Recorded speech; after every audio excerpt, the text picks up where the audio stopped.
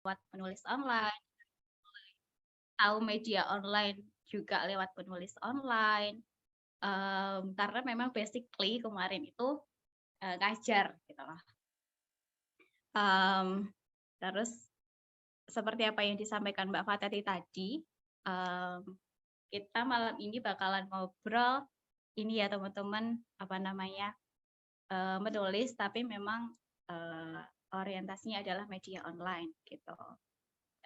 Tadi Mbak Fatati juga sempat menyinggung ya, pemula ya, untuk pemula karena memang, sebenarnya kelas ini itu bukan kelas, tapi Zoom meeting kali ini tuh kita sambil, memperkenalkan diri ya. Maksudnya apa, dari kami itu ada, web baru gitu. Maksudnya dari Pak Wahyu dan teman-teman ada web baru. Siapa tahu nanti teman-teman bisa menulis atau mengirim tulisannya di web tersebut.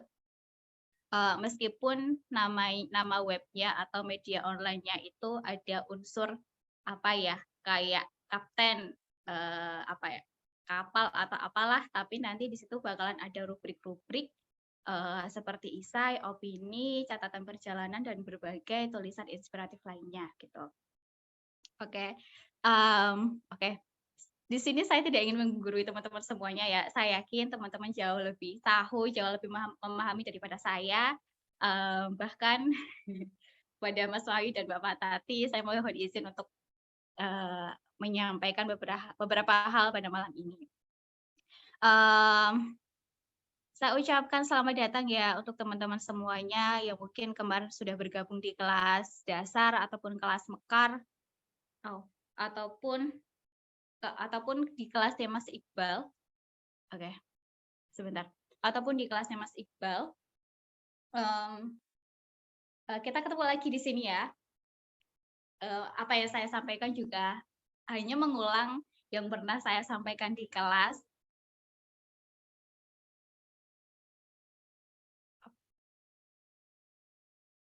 Oke, sebentar.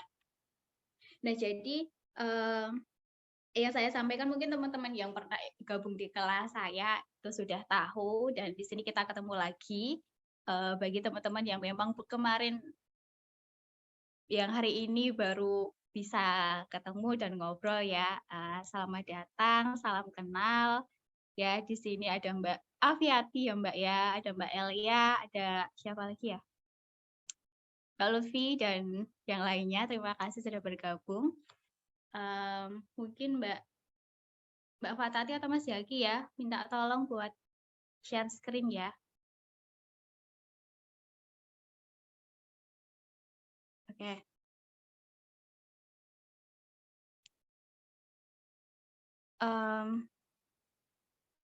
Mas, kalau ini ya, oke lah, ini dulu ya. Bentar. Yang ini dulu. Oke.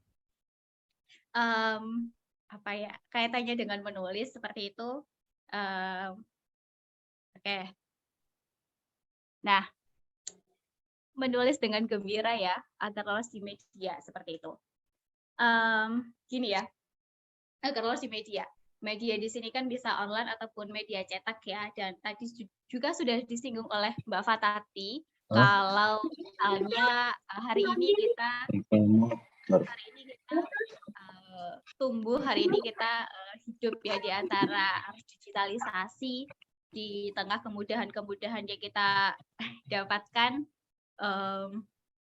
dan kalau misalnya dulu kita beli koran, setiap pagi beli koran kayak gitu, tapi hari ini hanya dengan membuka HP, website dan lain sebagainya, kita udah bisa membaca tulisan teman-teman, bahkan teman-teman sendiri bisa mengirim tulisannya ke media online kayak gitu. Oke Mas, kayak lagi ya.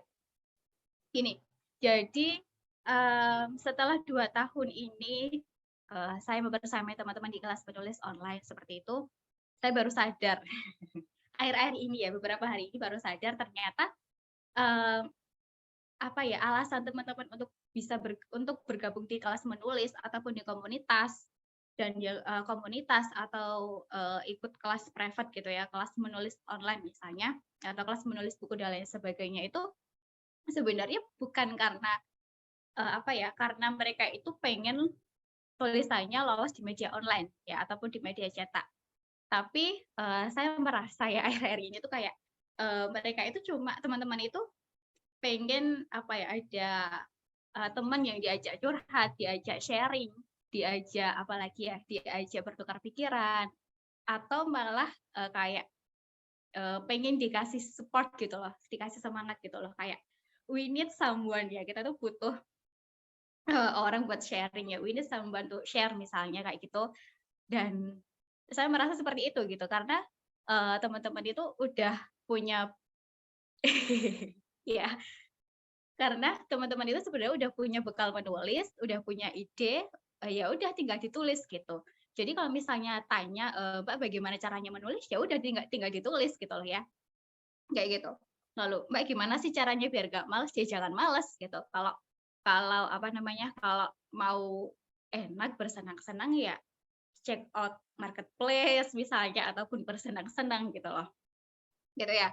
Jadi, saya merasa bahwa teman-teman yang ada di sini mungkin ataupun teman-teman yang pernah bergabung di kelas-kelas menulis online, saya kelas menulis online ya, khususnya kelas yang pernah saya bersama itu, saya bisa menyimpulkan akhir-akhir ini bahwa mereka itu hanya ingin apa ya, support, mereka ini hanya ingin, teman untuk bisa diajak sharing kayak gitu ya, seperti itu.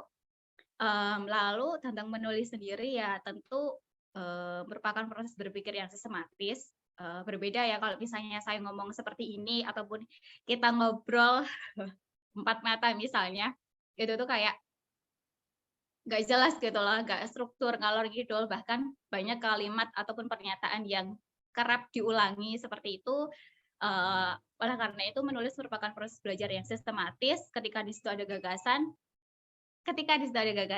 lalu kemudian, silakan disodorkan dengan argumen-argumen, kayak gitu. Terus apa namanya, dan tentu menulis itu tidak pernah lepas dari membaca ya teman-teman. Jadi, baik di kelas menulis online ataupun di kelas yang lainnya yang memang basically membutuhkan metode-metode seperti karya ilmiah gitu ya, itu tuh, apa, Mbak, saya pengen, nulis PTK misalnya ya, PTK tentang, PTK, apa ya, pokoknya PTK, tapi itu nggak tahu metode yang digunakan apa, begitu. Dan, berdasarkan pengalaman-pengalaman itu tuh kayak, dikasih permasalahan lalu pengennya tuh, "Mbak, metodenya apa? Judul yang tepat apa ya?" Gitu loh ya. Jadi kayak pengennya itu instan gitu loh. Padahal ya, tanpa membaca, lalu kemudian tanpa berlatih, saya rasa kalau misalnya kita ketika ujian ingin mendapatkan nilai yang bagus pun, ya mustahil kan, gitu. Jadi ya, menulis itu tidak pernah lepas dari membaca, dan membaca akan memperkaya kosakata kita, akan menambah wawasan kita, dan tentunya akan mempertajam skill berpikir kita, seperti itu. Apalagi, dalam menyikapi sebuah persoalan, ya jadi kayak ketika ada persoalan atau ada situasi tertentu gitu tuh, nggak cuma dicuekin gitu loh ya. Oh ya ternyata kalau ketika pandemi kemarin itu, orang-orang berlomba-lomba untuk, beli sepeda, untuk memperbaiki sepedanya, lalu orang-orang goes gitu ya, gitu. Kalau hari-hari biasa kan, oh ya udah orang bersepeda, kita cuekin. Tapi ketika, orang tersebut peka, oh ya ternyata, eee, saat itu orang-orang, berlomba-lomba untuk goes, untuk membeli sepeda baru, itu bisa dijadikan tulisan loh, kayak gitu. Sebagai contoh misalnya, apa namanya, 5 rute goes yang bisa kamu lewati ya, 5 rute goes yang memiliki pemandangan heritage yang bisa kamu lewati di Yogyakarta misalnya, gitu. Jadi ketika ada persoalan itu tuh, atau situasi tertentu itu nggak dicueki gitu loh, seperti itu. Terus Mbak, misalnya tuh, cara apa ya, cara mendapatkan ide dari tips ya, tips membaca itu seperti apa sih gitu ya. Jadi itu kayak, ini ya, bukan kepada kuantitas ya gitu. Jadi bukan kepada, sudah berapa buku yang habis kita baca atau mungkin sudah berapa tulisan yang habis kita baca juga kayak gitu, tapi lebih kepada kualitasnya gitu loh ya. Jadi kalau misalnya saya baca buku itu tuh apakah bisa mempertajam skill berpikir saya nggak sih gitu loh ya. Jadi kayak ngapain sih, apa namanya, baca buku banyak-banyak tapi tuh sama sekali nggak menambah, apa ya, menambah sudut pandang kita gitu loh ya. Jadi kayak malah blunder gitu loh teman-teman. Gitu. Jadi silahkan, dari membaca pun teman-teman bisa, apa ya, bisa gini, kalau misalnya teman-teman merasa gaya bertuturnya kurang enak, kurang mengalir dan kayak kaku gitu ya, teman-teman bisa mencontoh gaya bertutur orang lain gitu. Nah, dari membaca itu ya, teman-teman bisa mencontoh gaya bertutur orang tersebut atau penulis tersebut, boleh dicontoh ya gaya bertuturnya, tapi jangan substansinya, seperti itu. Lalu kemudian, kalau Mbak bagaimana caranya menemukan gagasan dalam membaca gitu ya. Nah, nanti gagasan tersebut ketika memang kita sudah membaca ya, itu tuh lama-lama akan terbentuk gitu loh ya. Jadi kayak lama-lama sih katanya akan terbiasa gitu. Tapi ya memang benar gitu. Akan menemukan polanya sendiri dalam menulis, akan menemukan gaya bertuturnya sendiri dalam menulis, kayak gitu ya. Jadi menulis itu tidak pernah lepas dari membaca, silahkan teman-teman bisa membaca apa saja seperti itu. Dari membaca, teman-teman itu bisa mendapatkan ide ya untuk nantinya, dijadikan sebagai bahan tulisan gitu. Oke, oke selagi ya Mas ya?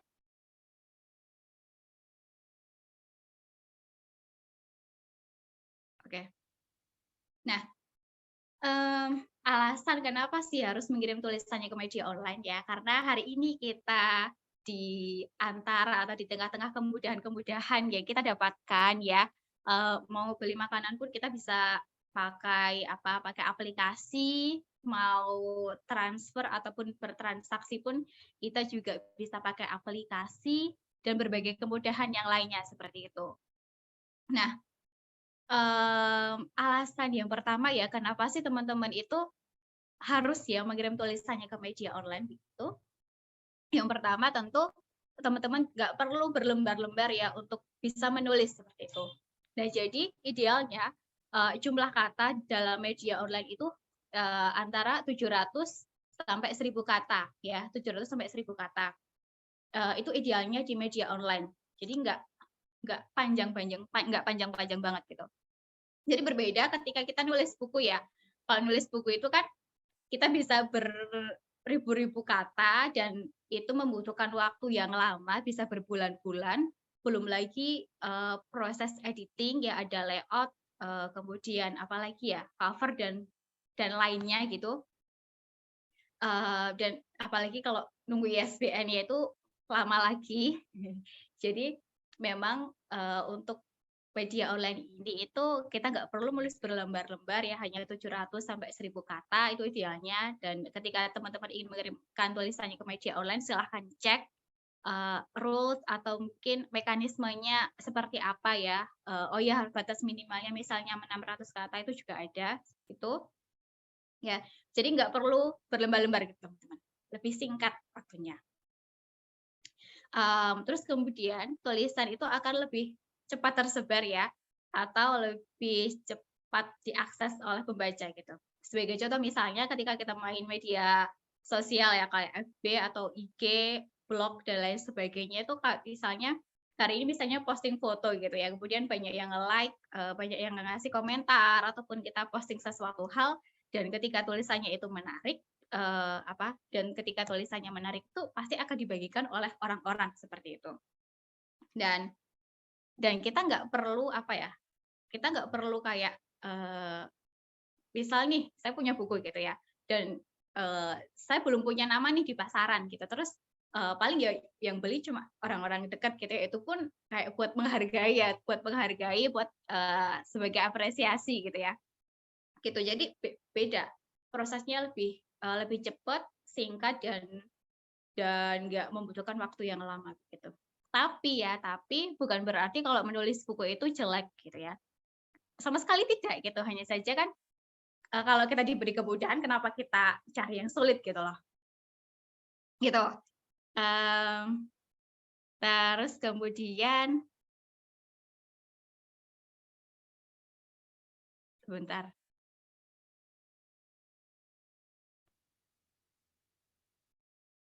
Oke.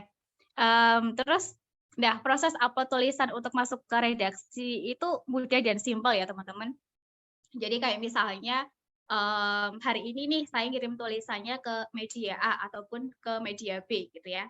Ke media A misalnya. Nah terus, biasanya ya, proses kurasinya atau proses seleksinya itu, eee, 7 ya, ada yang 7 sampai 10 hari gitu.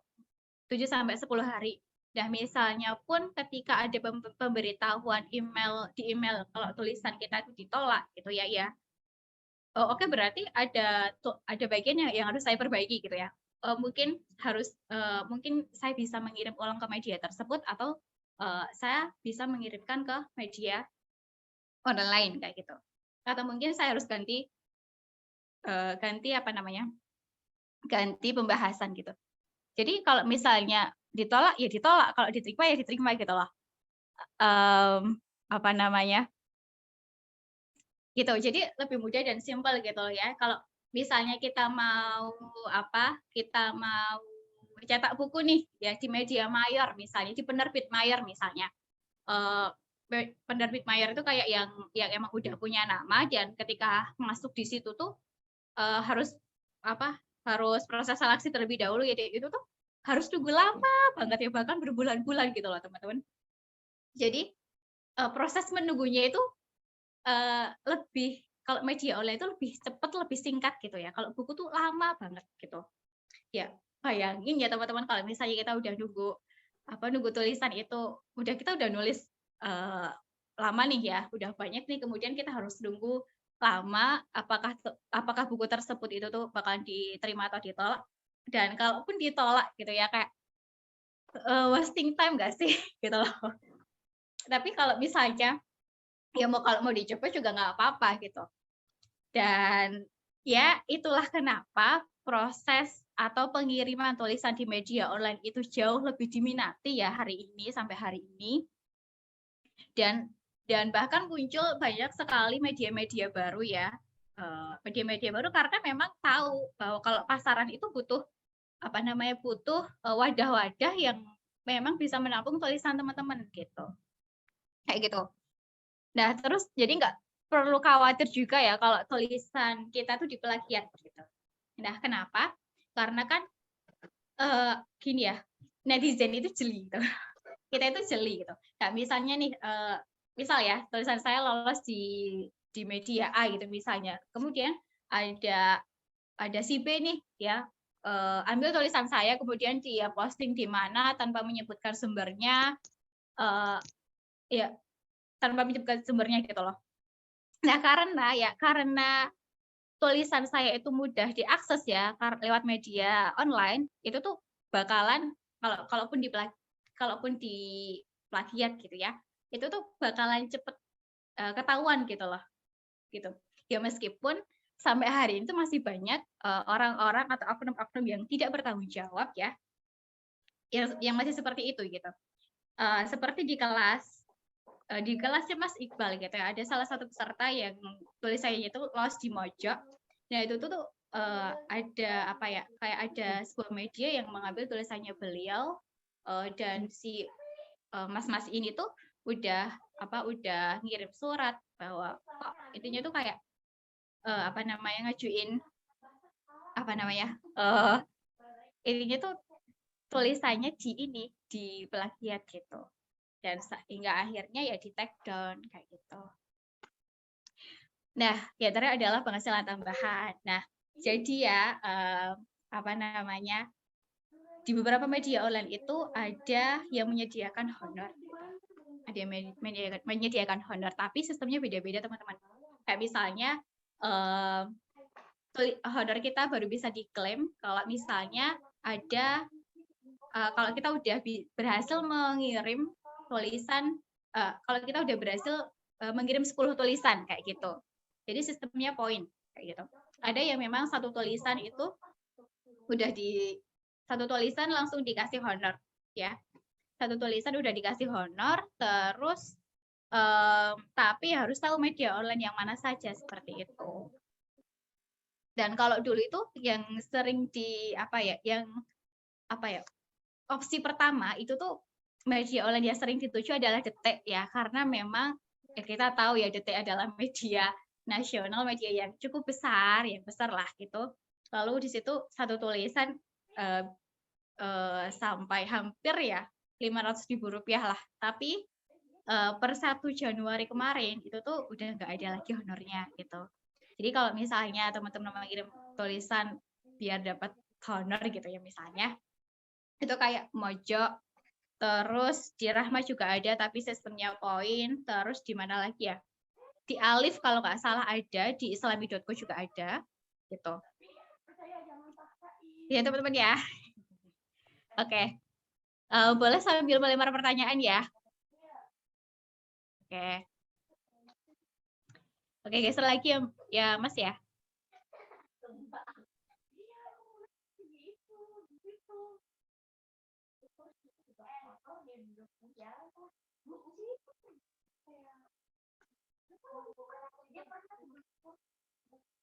Oh ya, ini. Ini sedikit cerita ya, jadi di kelasnya Mas Iqbal lagi sih. Jadi itu tuh kayak ada salah satu peserta yang emang udah sering tulis atau kirim tulisan ke media online dan pada waktu itu tulisannya tuh viral. Jadi viral gitu loh. Terus akhirnya ya mbak-mbak ini itu tuh ini diundang menjadi salah satu narasumber di media tersebut begitu. Ya jadi oleh karena itu ya dengan adanya kemudahan hari ini tuh kayak emang memang memudahkan kita untuk berinteraksi gitu. Oke geser ya Mas ya.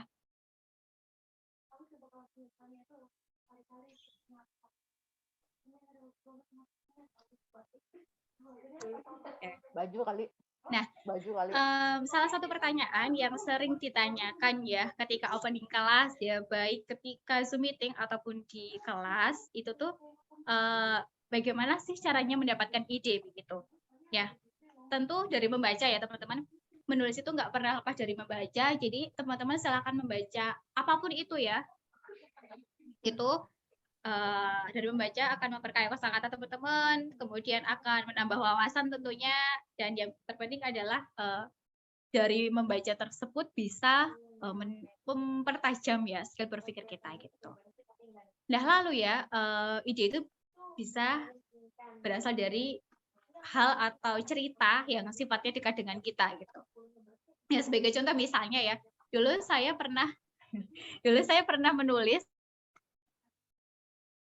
tentang tentang ini sekolah parenting ya. Oke, sekolah. Jadi itu kayak kenapa sih orang-orang ataupun komunitas itu sering mengadakan sekolah parenting gitu ya.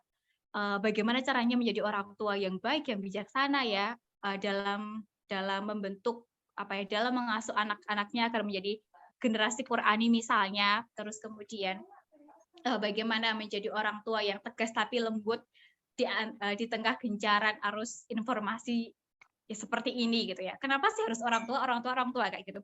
Padahal ya ada yang lebih penting yaitu sekolah calon tetangga seperti itu. Nah, cerita itu tuh bermula dari dulu ketika masih menjadi mahasiswa gitu ya. Itu tuh kayak kenapa sih orang-orang mahasiswa itu sering mengikuti kelas-kelas seperti itu gitu ya. Ya bagus gitu loh, bagus, tapi tuh karena ini adalah gagasan ya teman-teman ya. Jadi kita sah-sah saja dalam menyampaikannya gitu. Padahal ada yang lebih penting gitu ya, yaitu menjadi sekolah calon tetangga gitu. Nah, sekolah calon tetangga ini juga karena gitu ya, saya melihat sekitar gitu ya, ketika di rewangan atau mungkin di warung gitu misalnya, atau mungkin di pojok-pojok rumah gitu ya. Itu tuh kayak ketika nih misalnya dulu di waktu tertentu gitu, di usia tertentu ya ketika adik saya memang pada saat itu tuh harusnya bisa jalan tapi belum bisa jalan gitu misalnya, lalu ada banyak sekali ada banyak sekali omongan-omongan yang tidak enak didengar, yang nggak enak dirasakan begitu ya. Jadi kayak kurang bijak gitu loh dalam menyikapi keadaan kayak gitu. Kenapa sih harus berlomba-lomba sekolah parenting, beli buku mahal, ikut kelas-kelas yang mahal, tapi kita nggak bijak gitu loh ya, kayak gitu. Padahal kita nggak tahu ya usaha apa yang telah dilakukan si orang tersebut, orang tua tersebut begitu. Nah itu cerita yang diambil dari hal yang sifatnya dekat dengan kita seperti itu. Atau misalnya lagi teman-teman gitu ya mungkin pandemi kemarin misalnya itu tuh kita kan kehilangan banyak sekali orang-orang di sekitar kita ya. Misalnya itu dijadikan sebuah cerita, lalu dijadikan sebuah tulisan motivasi, itu tuh bisa. Itu kan atau misalnya dari pulang kerja gitu ya, dari pulang kerja seharian bekerja gitu ya, jam 4 pulang, udah capek, udah capek macet, kemudian di tengah jalan itu di tengah jalan gitu ya, itu ketemu orang-orang yang lagi demo gitu misalnya. Nah, itu nanti kan bisa dijadikan dijadikan sebuah ide. Misalnya, oh ya ternyata ketika saya lagi capek-capek kayak gini pulang kerja, ternyata masih banyak ya orang-orang yang bersemangat memikirkan kebijakan-kebijakan ini misalnya gitu loh, ya. Jadi gitu. Atau misalnya lagi arisan gitu ya, ibu PKK atau mungkin di pos-pos ronda gitu.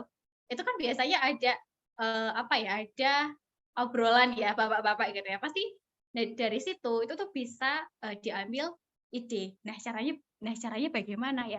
Harus lebih peka gitu. Dan kepekaan ini itu tuh dilatih karena kita ya udah terbiasa melihat persoalan itu bukan hanya dari cover-nya gitu. Jadi kalau dari Mas Iqbal itu ada namanya metode zoom out ya. Jadi kalau misalnya ya ada persoalan itu ya jangan hanya melihat satu sisi gitu ya. Jadi kayak masih ada bagian atas, bagian bawah gitu. Ya, terus kemudian ya ketika di kantor tuh ya misalnya ada permasalahan atau apalah teman kerja gitu ya.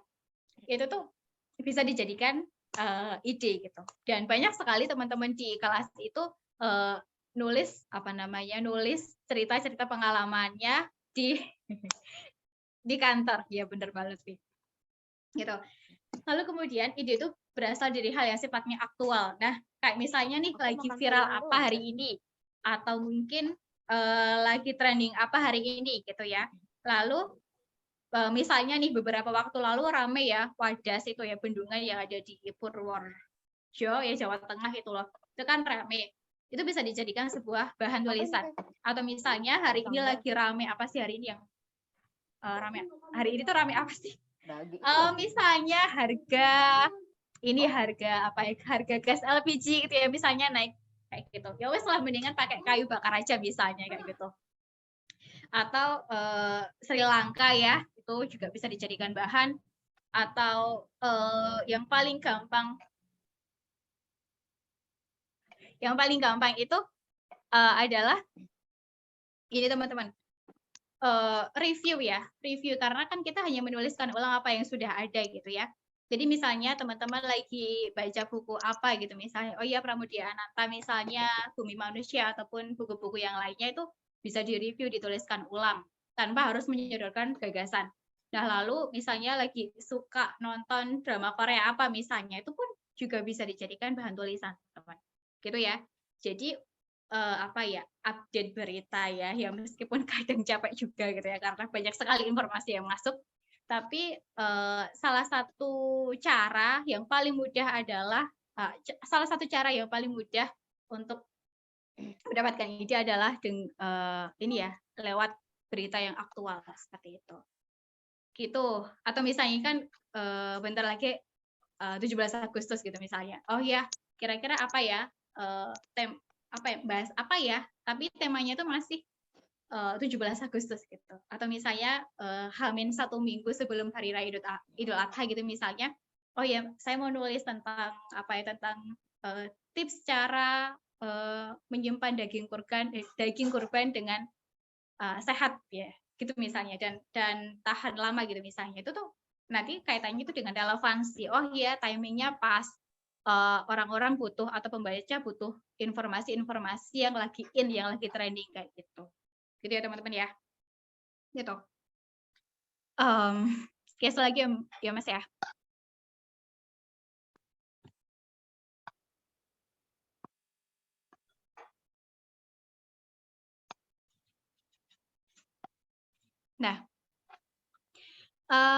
Nah, teman-teman ya, jadi ini ada beberapa jenis tulisan yang bisa dikirim ke media online. Ada fiksi ya, fiksi di sini ada cerpen dan puisi. Nah, tapi ruang untuk cerpen dan puisi ini memang lebih sempit dibanding tulisan non fiksi gitu. Nah, cerpen dan puisi ini ada media yang menampung kayak gitu ya, tapi memang lebih sedikit gitu. Nah, kalau cerpen ya, cerpen kan teman-teman juga udah tahu, puisi juga udah tahu. Nah, Mbak, kalau cerpen itu kan pasti membutuhkan jumlah kata yang banyak ya. Lalu bagaimana dengan batasan jumlah kata yang ada di media online gitu?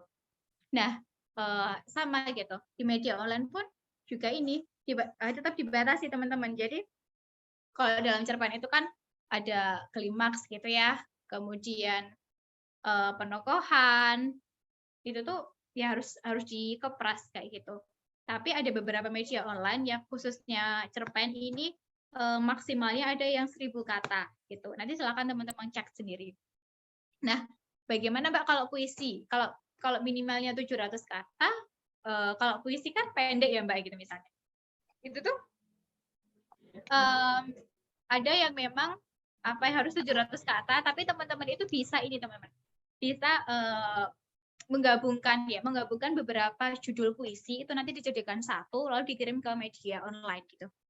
Nanti silakan cek kureta.com yang bagian ini, atau kalau di rahma.id itu batas minimalnya kalau puisi itu 200 kata gitu. Dan puisi cerpen ini karena bahasanya atau diksinya yang puitis ya, yang indah, yang cantik gitu, dan membutuhkan rima gitu ya agar tulisan lebih hidup ya. Paling itu sih PR-nya ya, gaya bahasanya gitu. Pilihan diksi. Nah, terus kalau esai dan opini. Nah, esai dan opini ini memang lebih sulit ya dibanding jenis-jenis tulisan yang lainnya. Dan tulisan yang mendapatkan honor pun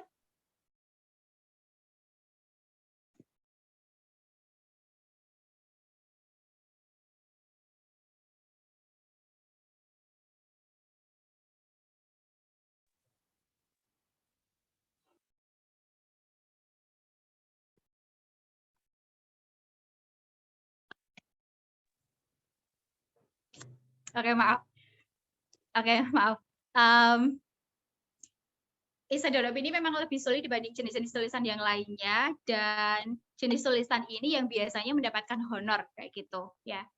Nah, kenapa saya menulis esai dan opini ya? Nggak saya jadikan 2 baris misalnya, karena esai dan opini ini perbedaannya sangat tipis sekali ya. Jadi ketika teman-teman menyodorkan sebuah gagasan ataupun ide, gagasan ataupun sudut pandang, itu sudah bisa dikatakan sebagai esai ataupun opini kayak gitu.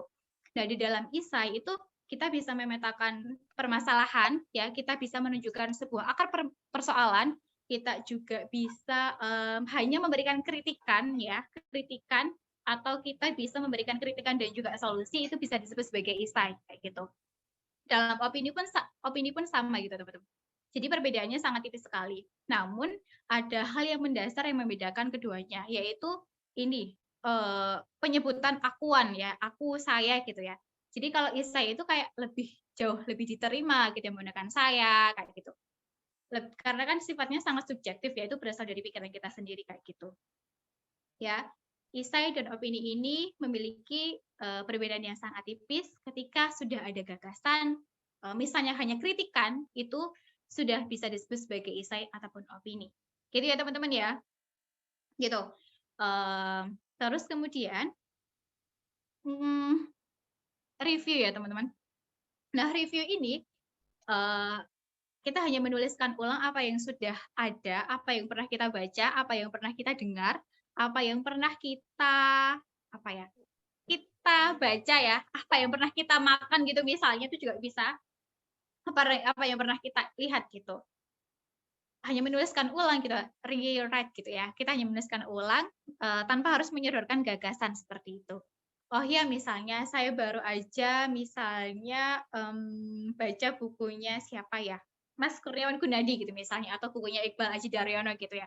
Lalu saya mereviewnya gitu, saya hanya menuliskan ulang poin-poin besarnya apa, tanpa harus menyodorkan sebuah sudut pandang seperti itu.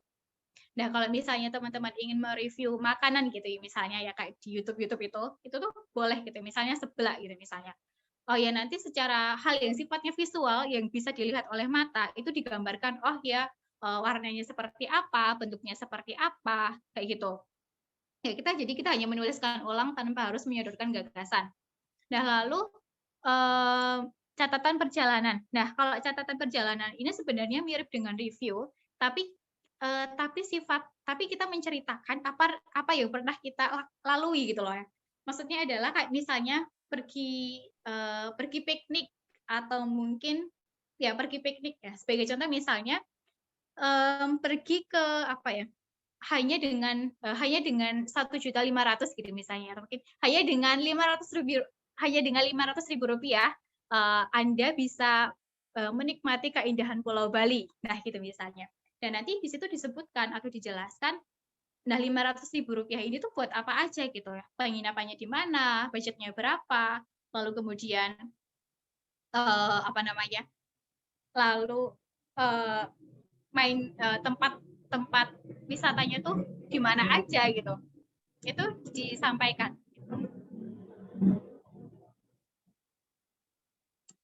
Oke. Terus nah tulisan motivasi. Ya, tulisan motivasi ini itu mirip dengan esai, tapi ini tuh esai tapi esainya lebih simpel karena kita tidak membutuhkan apa ya, argumen yang kompleks gitu loh teman-teman. Jadi misalnya kita hanya menyodorkan sebuah cerita, lalu kita ambil hikmah atau moral value apa yang bisa kita ambil dari cerita tersebut. Sebagai contoh misalnya ya, contoh yang paling gampang adalah ini tentang PJJ gitu ya, tentang apa ya, keluh kesah emak-emak gitu ya, ketika pembelajaran daring gitu misalnya. Nanti di situ diceritakan, oh ya ternyata eee, diceritakan keluh kesahnya gitu ya, misalnya repot gitu ya, misalnya pagi-pagi harus menyiapkan sarapan, pagi-pagi harus urus si baby, mana nangis lagi apa, tapi harus melakukan pekerjaan rumah tangga yang lainnya. Belum lagi kalau misalnya di situ punya 2 atau 3 anak gitu ya, semuanya masih SD semuanya misalnya, itu tuh yang di mana masing-masing anak ini harus didampingi ya ketika pembelajaran daring itu ditulis keluh kesahnya, kerepotannya, apa ya, sebel-sebelnya kayak gitu itu ditulis gitu. Lalu diambil apa, moral value-nya, oh ya ternyata, apa namanya, oh ya ternyata, ya meskipun capek, meskipun,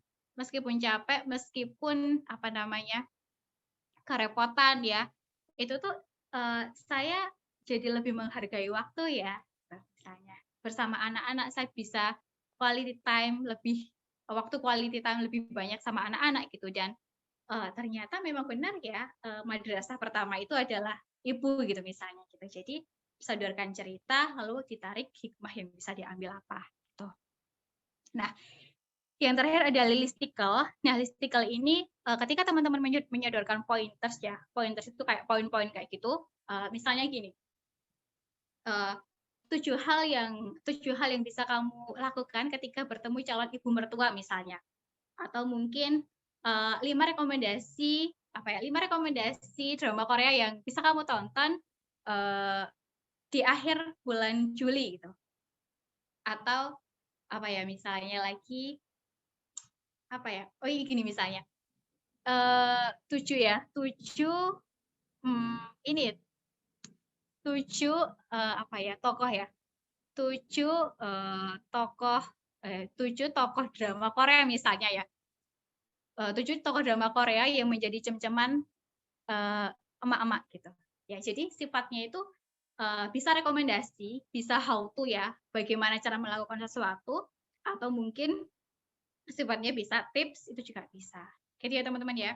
Jadi memang kalistical ini lebih mudah, tapi tantangannya ada di kreativitas. Kayak misalnya, apa sih yang dibutuhkan oleh pembaca hari ini gitu. Kalau misalnya kemarin itu kita Idul Adha dan orang-orang itu butuh tips bagaimana caranya menyimpan daging kurban dengan biar awet gitu misalnya, atau mungkin rekomendasi masak daging kurban gitu misalnya gitu. Jadi kayak lebih peka lagi, oh ya bentar lagi nih Agustusan gitu misalnya. Pembaca pasti butuh ini, saya mau nulis apa ya kira-kira yang dibutuhkan, dan di media online pun juga sama gitu. Timingnya pas nggak sih, relevansinya ada nggak sih gitu. Gitu ya. Oke Mbak Fatati ya. Kita sambil jawab pertanyaan ya.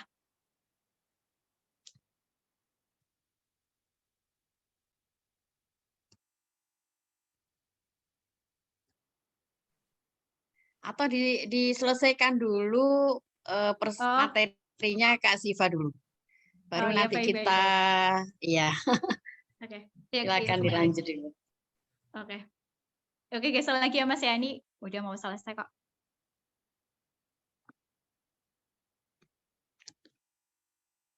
Oke. Nah, ada hal yang penting yang perlu diperhatikan ya ketika mengirim tulisannya ke media online adalah kebaruan tulisan dan juga relevansi. Oh. Oke. Tentang kebaruan dan juga relevansi. Nah, kebaruan ini adalah tantangan kita ya teman-teman. Bagaimana bisa menyodorkan sebuah gagasan yang menarik, gagasan yang unik, gagasan yang spesial, yang tidak kita temukan di tulisan teman-teman yang lainnya kayak gitu. Ya jadi kayak ngapain sih kita mengulang-ulang sesuatu yang sudah ada gitu. Sebagai contoh misalnya ketika teman-teman hari ini nulis Mbak saya mau nulis nih Mbak tentang pembelajaran jarak jauh PJJ yang nggak efektif gitu ya. Kemudian saya kirimkan ke media online.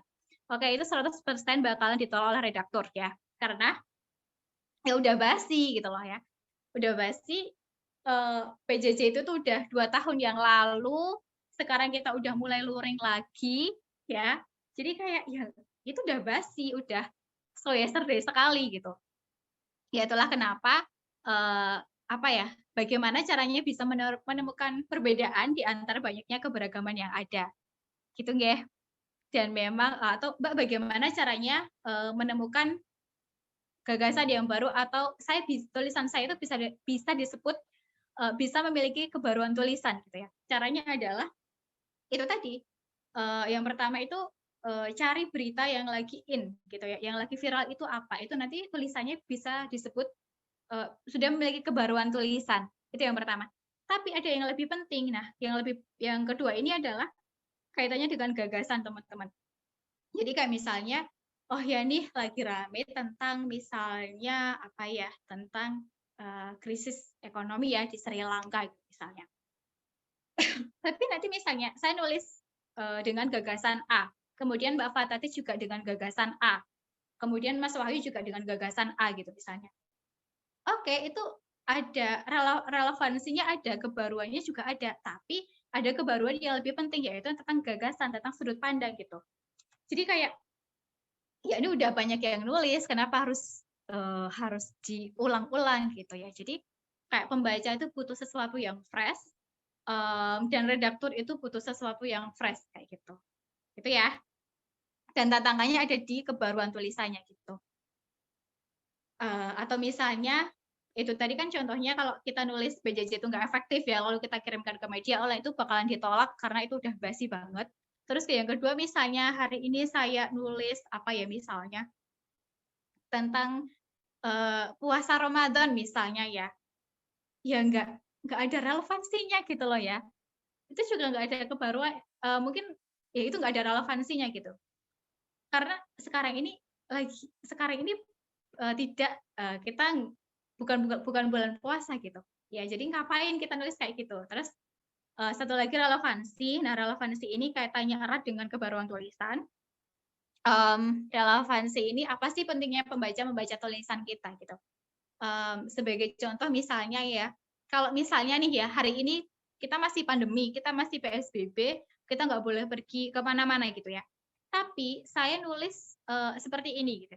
5 rekomendasi tempat wisata yang wajib Anda 5 rekomendasi tempat wisata horor yang wajib Anda kunjungi ketika pergi ke Singapura misalnya.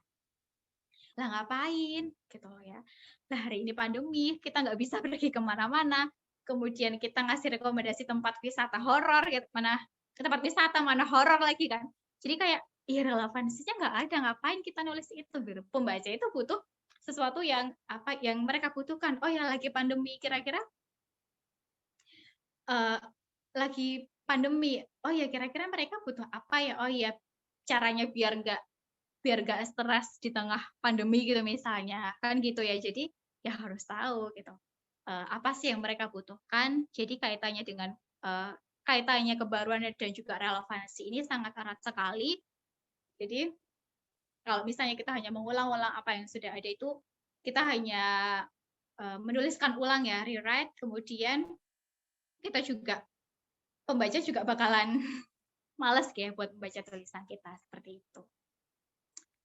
Itu ya kira-kira kaitannya dengan media online.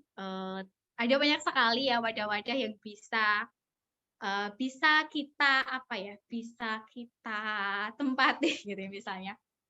Ada kureta.com, ada rahma.id, ada gibahin.id, ada misalnya Detik, ada Mojok, dan islami.co, dan yang lain sebagainya. Dan ada media baru ya dari Semeeting kali ini. Ya nanti bakalan disinggung oleh Mbak Fatati, kayak gitu.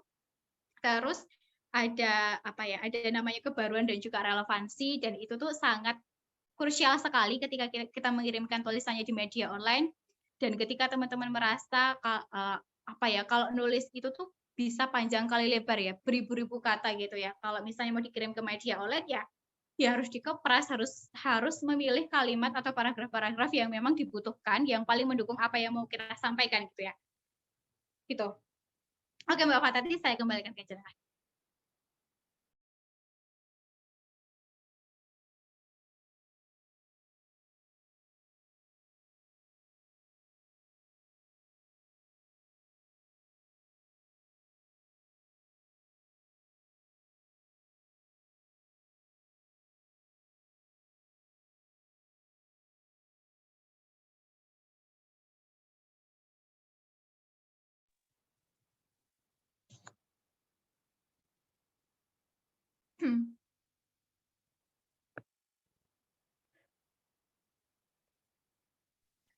Oke, Kak Siva, kayaknya Kak Fatati masih terlempar tuh sambil menunggu. Ya, oke baik teman-teman sekalian. Ini sudah banyak pertanyaan di kolom chat. Namun barangkali ada yang mau tanya langsung, silakan kalau mau raise hand. Sambil menunggu teman-teman raise hand, Kak Siva, ini ada beberapa pertanyaan. Boleh saya bacakan ya? Boleh monggo. Oke.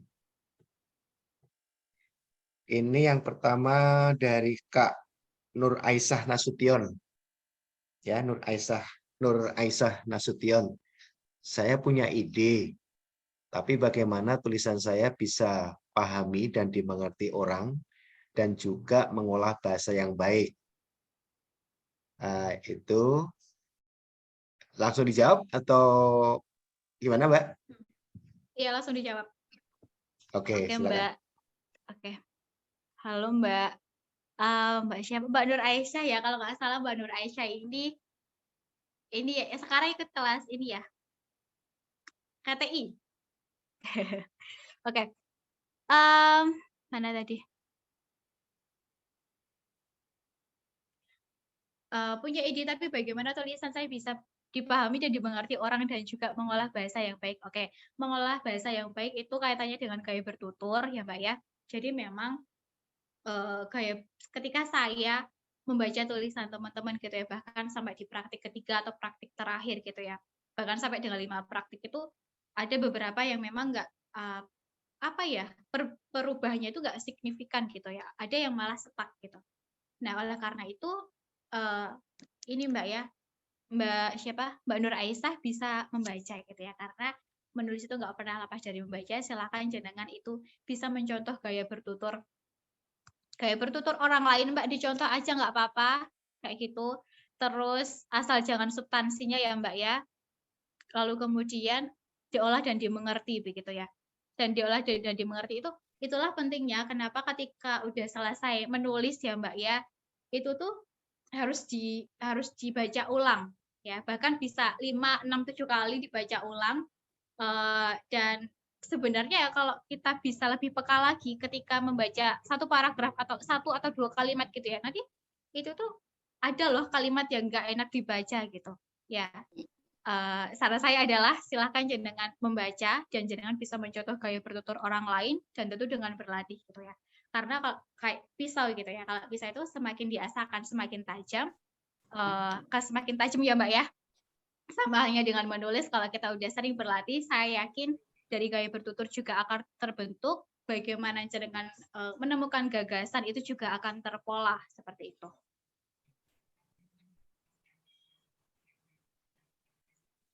Baik, Kak Siva, Mbak Nur Aisyah, mudah-mudahan terjawab ya. Tapi nanti kalau kurang puas bisa ditanyakan lagi. Mbak Fatati sudah gabung belum ya? Sudah Belum gabung. ya? Sudah gabung. Oke. Sudah baru Monggo, gabung. Mbak. Iya. Oke. Monggo, dilanjut, Mbak. Luar biasa ya tadi yang disampaikan oleh Kak Siva.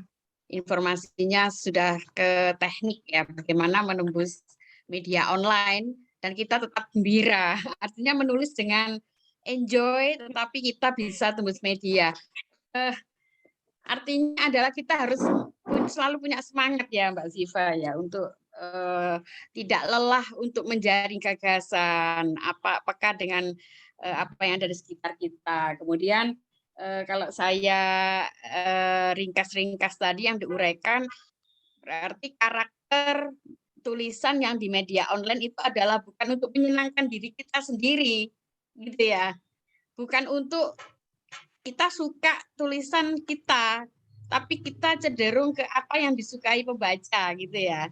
Apakah itu memberikan pengetahuan, hiburan, tips, dan lain-lain, itu salah satu karakter tulisan di media online ya Kak Siva ya, kalau saya menangkap tadi ya. Jadi itu yang saya ringkas tadi. Nah berikutnya ada beberapa pertanyaan tadi ya. Kalau tadi disebutkan tentang teknik, berikutnya ada yang menanyakan dari Mas Ahmad ya. Oh bukan. Ini ada yang menanyakan tidak perlu berlembar-lembar. Yang dimaksud di sini bagaimana batasannya untuk bisa diterima oleh sebuah media. Begitu Kak Siva, ada sebuah pertanyaan yang bagaimana nih untuk membatasi mengira-ngira. Kadang-kadang kan kalau kita nulis kan menuangkan ide itu kita sudah asik gitu ya, sehingga mungkin terlalu abai. Bagaimana tipsnya agar kita itu bisa menghasilkan sebuah tulisan yang sudah standar media batasan jumlah kata-katanya. Ini ada pertanyaan seperti itu. Silakan Kak Siva.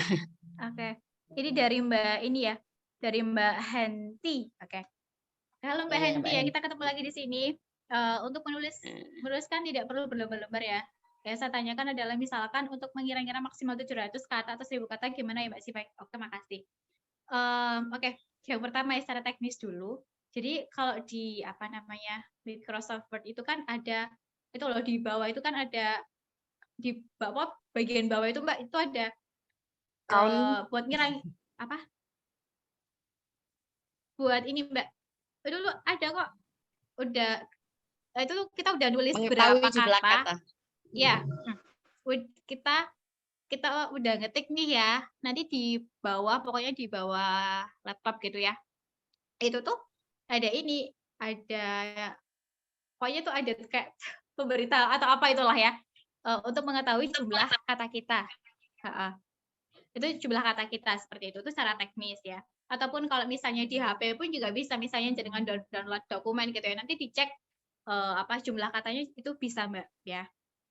Itu ya secara teknis. Terus kemudian yang lainnya adalah gini Mbak ya, kadang-kadang memang kalau kita udah asyik banget ya dalam menulis dan kita tuh nggak sadar sampai berlembar-lembar, kita itu ya kita udah nulis berlembar-lembar nih, panjang kali lebar sekali gitu. Tapi Mbak ya, tapi sebenarnya ada kalimat ataupun paragraf-paragraf yang tidak mendukung apa yang mau kita sampaikan gitu ya.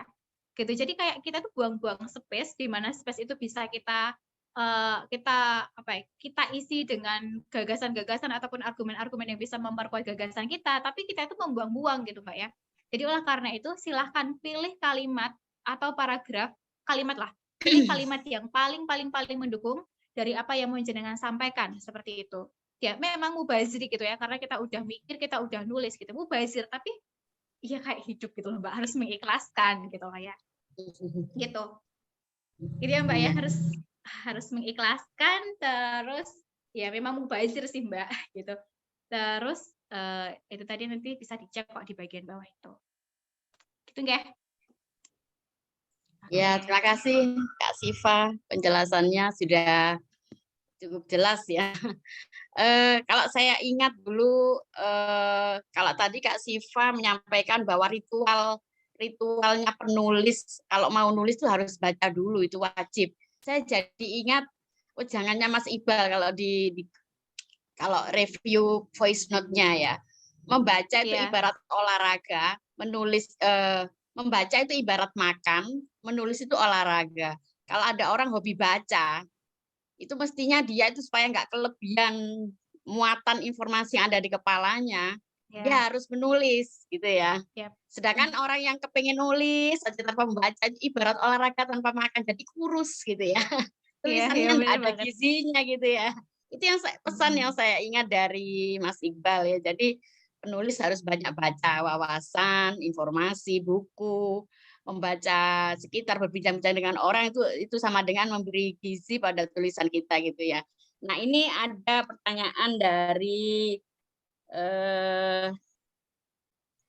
yang menanyakan tentang banyak ide di kepala ya, banyak ide di lapangan tapi kesulitan mengembangkannya dalam sebuah tulisan untuk bisa dipahami oleh orang lain. Jadi kalau saya ingat tuh ada di kontennya menulis online di TikTok dan sebagainya, itu ada sebuah gambar gitu ya.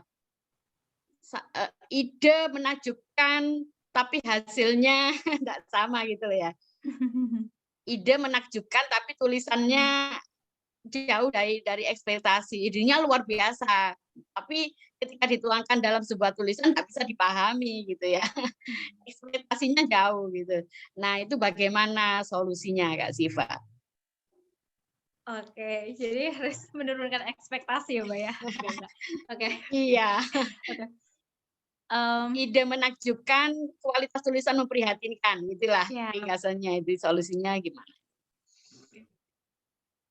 Saya banyak persoalan di lapangan, namun bagaimana mengembangkan dalam tulisan. Oke, kalau sebenarnya kalau udah menemukan persoalan ya tinggal ditulis Mbak ya. Jadi bagaimana mengembangkannya? Sebenarnya kalau udah ada ide nih, jenengan udah punya ide, udah punya gagasan, dan salah satu cara agar tulisan jenengan itu lebih hidup, dan salah satu cara untuk mengembangkan tulisan atau paragraf itu adalah dengan cara menyodorkan contoh ilustrasi peristiwa begitu ya. Ilustrasi peristiwa Mbak, kayak gitu. Ini sama halnya ketika kita menyodorkan gagasan dan kita harus memperkuatnya dengan argumen-argumen gitu ya.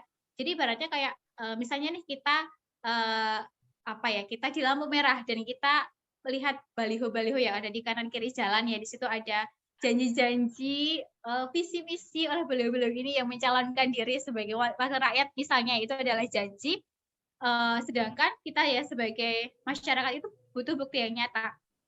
Nah, sama halnya dengan menulis gitu.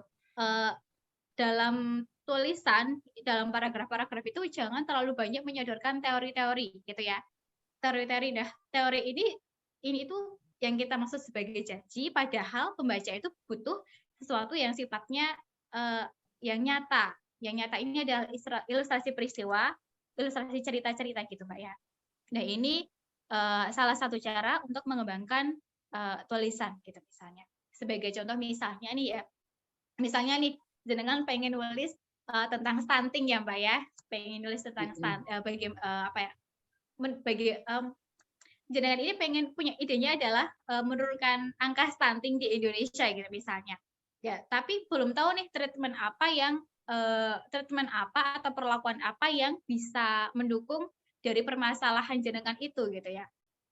Gitu. Jadi kalau misalnya dia treatmentnya udah dapat gitu ya. Jadi pengembangannya oh ya ternyata saya butuh argumen-argumen ya. Jadi gitu. Jadi bercerita ya Mbak ya. Yang paling mudah dalam mengembangkan paragraf adalah bercerita. Ketika ada gagasan silakan diperkuat dengan argumen-argumen. Gitu nggih? Ya, begitu ya. Jawaban Kak Siva sudah luar biasa. Termasuk ini memang menjaring gagasan dan mengeksekusinya menjadi sebuah tulisan itu memang membutuhkan skill ya Kak ya. Yang pertama yang paling mudah langkahnya adalah segera menuliskannya apa yang terjadi, yang dilihat saat itu gitu ya. Baru kemudian dihubungkan dengan kalau menangkap keterangan Kak Siva itu adalah sudut pandang kita. Kita harus menentukan sikap ya atas peristiwa yang kita tangkap pada hari itu, entah peristiwa, entah sebuah objek, entah sebuah permasalahan. Kita maunya apa gitu ya Kak Siva kalau nggak salah. Jadi disitulah muncul apa yang ingin kita utarakan pada pembaca. Kita setuju, kita marah, atau kita kurang prihatin gitu ya atas sesuatu yang kita lihat saat itu juga gitu ya. Jadi kita harus merespon cepat gitu ya untuk mau sebuah ide dieksekusi menjadi sebuah tulisan itu harus direspon cepat, dituangkan menjadi sebuah tulisan, nanti dibenahi nanti kalau sudah selesai gitu ya Kak ya. Ya kurang lebih begitu. Yang menanyakan tadi belum menyebutkan nama ya di kolom chat, bahwasannya banyak sekali permasalahan di sekitar kita dan bagaimana kita menuliskannya. Berikutnya adalah tentang menyadur sebuah tulisan berbahasa asing lalu kita tulis ulang. Menyadur ini bagaimana Kak etikanya? Apakah itu sebuah tulisan dari media asing misalkan, lalu kita tulis ulang menggunakan bahasa kalimat-kalimat kita sendiri. Apakah itu termasuk plagiarisme? Karena ada berita-berita yang ditulis ulang dalam bahasa kita. Gitu. Silakan Kak Siva. Oke. Siapa ini? Mahera ya? Oke. Apakah kita bisa menulis dari hasil saduran tulisan berbahasa asing? Apakah termasuk plagiarisme dan sebagainya? Oke. Enggak. Enggak Mas. Jadi kalau apa ya? Ya itu namanya kita menyadur ya. Rewrite ya. Ya rewrite gitu lah. Kita hanya menuliskan ulang tanpa harus menyodorkan gagasan dan itu pun itu nggak masalah gitu. Dan sebenarnya kalau kita ngomongin plagiasi ya plagiarisme, sebenarnya batasan plagiasi ini tuh juga masih abu-abu gitu loh ya. Kayak misalnya kecuali orang yang bersangkutan itu komplain. Nah, gitu. Tapi ya itu tadi kalau misalnya gagasannya emang sama gitu ya. Misalnya saya jenengan nulis gitu ya misalnya, terus gagasan saya tuh sama kayak punya jenengan. Ya, itu bisa dikatakan apa ya? Kalau misalnya tuh dari substansi, dari apa ya, dari hal-hal teknis yang lainnya itu tuh sama neplok kayak punya jenengan, itu bisa dikatakan sebagai plagiat. Tapi sekali lagi batasan plagiasi ini masih sangat abu-abu sekali kecuali orang yang bersangkutan itu komplain kalau tulisannya itu di plagiat seperti itu. Ya. Jadi memang persoalan plagiasi masih kontroversi ya. Ada yang menganggap tidak plagiat tapi disebut plagiat gitu ya. Tapi kalau di media online memang ketahuan kalau plagiat ya kayak amannya itu kita dikontrol, dijaga banyak pembaca. Jadi kebanyakan yang kalau pengalaman saya lihat ada kasus plagiat itu kebanyakan di dunia akademik, skripsi, penelitian dan sebagainya yang ini terendusnya sulit. Atau di media cetak baru ketahuan berapa gitu ya, baru rame. Tapi kalau media online itu sudah tahu siapa yang upload gitu ya. Nah untuk rewrite itu selama kalimat-kalimatnya tidak sama, aman dari plagiat kayaknya ya Kak Siva ya. Jadi boleh-boleh saja menerapkan, misalkan dari YouTube kita konversi menjadi tulisan kita. yang sifatnya berita gitu ya. Boleh ya Kak Siva ya seperti itu ya. Iya. Konten-konten Apalagi dari YouTube kita tulis pakai bahasa kita itu nggak apa-apa kayaknya ya. Iya. Iya. Apalagi kalau di media mainstream gitu ya Mbak ya. Kayak misalnya Iya. apa namanya? Sebentar. Eh kalau di media mainstream itu kan berita-berita gitu ya Mbak ya. Pasti kan itu kayak substansinya sama ya Mbak ya. Misalnya lagi Iya. berita ada tanah longsor gitu ya. Gitu. Iya. Iya, kalau berita misalkan ada kecelakaan itu ya, semuanya pasti akan memberitakan, kontennya sama, tapi selama disebutkan kutipan dari mana, sumbernya dari dilansir dari mana itu masuk pada etika. Nah, itu yang akan menjadi pertanyaan berikutnya Kak Siva, dari penanya berikutnya yang menanyakan secara garis besar etika penulis itu bagaimana. Oke, siap. Uh, Oke Mas Dedi ya. Kak Siva, etika dalam menulis itu bagaimana ya? Etikanya adalah gini, asal dalam menulis itu tidak mengandung unsur sara ya Mas ya. Misalnya kita di dalam tulisan itu kita mendiskriminasi gitu ya kelompok-kelompok tertentu, itu nggak masalah sih gitu. Dan apa namanya, sebenarnya salah satu hal yang ditakutkan oleh teman-teman itu adalah ketika memberi gagasan gitu ya, apalagi ketika apa namanya, menyikapi kebijakan-kebijakan yang ada itu tuh takut ya, takut dihujat, takut tulisannya bakal rame, bakal viral, itu takut gitu. Padahal ya, ketika tulisannya itu rame, tulisannya itu rame mengandung kontroversi kayak gitu tuh, itu malah sebenarnya bagus gitu loh ya. Dari kontroversi, dari apa namanya, dari komentar-komentar teman-teman yang lainnya itu, nah disitulah kan, di situ toh apa namanya, proses dialektika, proses berdiskusi seperti itu. Dan kalaupun toh gagasan kita itu ditolak atau mungkin katakanlah kalah gitu ya, oh ya memang berarti apa namanya, di tulisan kita itu ada yang perlu diperbaiki, oh ya mungkin argumennya kurang kuat, ataupun hal-hal remeh-temeh, hal-hal teknis lainnya itu juga berpengaruh gitu ya Mbak ya.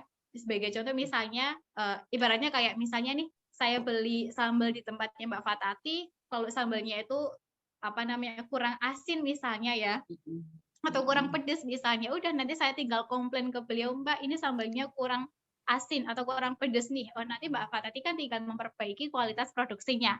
Sama halnya dengan menulis gitu kan, misalnya "Oh ya tulisanmu tuh jelek, gagasanmu kurang kuat," ya udah nanti, ya udah kan udah selesai sampai situ. Nanti berarti kalau harus diperkuat lagi dengan argumen-argumen. Itulah kenapa ya teman-teman, ketika sudah teman-teman udah punya gagasan, mulai dari sekarang itu disiapkan gitu ya. Kayak ibaratnya tuh kayak menyiapkan apa, menyiapkan amunisi sebelum tabungan ide. ya tabungan ya, menyiapkan amunisi sebelum diserang atau sebelum perang gitu. Oh Gitu iya. ya. Iya. Oke. Iya, jadi memang etika seorang penulis betul penulis itu memang bebas ya menuangkan ide, tapi tetap ada no sara, no pornografi, itu standar semua media ya. Tidak boleh sara dan pornografi, itu pasti akan ditolak itu.